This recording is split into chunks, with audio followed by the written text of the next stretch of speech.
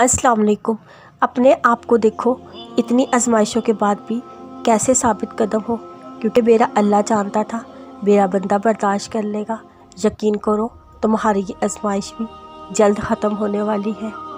अगर कभी ज़िंदगी में ऐसी तकलीफ़ों से गुज़रो जिनका गुमान भी ना किया हो, तो इस बात का पुख्ता यकीन रखना अल्लाह तुम्हें राहतें भी वैसे ही देगा जिनका ख्याल तुम्हारे दिल से भी ना गुज़रा होगा। बस तुमने सब्र और शुक्र से काम लेना है। एक वक्त ऐसा आएगा जब तुम इन दुखों और तकलीफ़ों को सोचकर मुस्कुरा दोगे, जिनको लेकर तुम आज सारी सारी रात रोते हो। बहुत जल्द तुम्हारी झोली भरने वाली है, तुम्हें सुकून दिया जाने वाला है। बहुत जल्द तुम्हारी दुआओं पर गुन कहा जाने वाला है।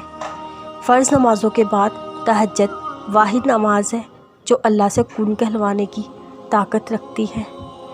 जब दुआ एक दफ़ा मांग ली जाए तो दिल में शक पैदा नहीं हुआ करता कि कबूल होगी या नहीं, क्योंकि उसका दिल मुतमिन होता है कि जिससे मैंने मांगा है वो कादिर है हर एक चीज़ पर। मैंने जिससे मांगा है वो नामुमकिन को भी मुमकिन में तब्दील करने वाला है। जहाँ दुआ होती है वहाँ शक की कोई गुंजाइश नहीं हुआ करती। अल्लाह ने हमें हर कहानी के इख्तिताम में यही बताया है कि मायूस होगे तो कुछ नहीं पाओगे, शुक्र करोगे तो उसकी नेमतों का हिसाब है, गिनते रह जाओगे। सुनो, बस थोड़ा सा सब्र और कर लो, तुम्हारे साथ की गई हर ज़्यादती का जवाब और इंसाफ अर्ज से आएगा इंशाअल्लाह। अपने इस तड़पते दिल को समझा दो, अल्लाह के फ़ैसले हमेशा ढेरों खुशियाँ लाते हैं। बस तुम सब्र करो और फिर अपने ऊपर अल्लाह की अनायतों को बरसता देखो। जब आप अल्लाह पर यकीन करना सीख जाएंगे तब आपको पस्तियों से डर नहीं लगेगा, क्योंकि तब आप समझ जाएंगे जिस पर आपने भरोसा किया है वो बुलंदियों का बादशाह है। उस बादशाह के साथ वफादार रहने वाले हारते नहीं हैं, बल्कि बुलंद से बुलंद तरीन हो जाते हैं।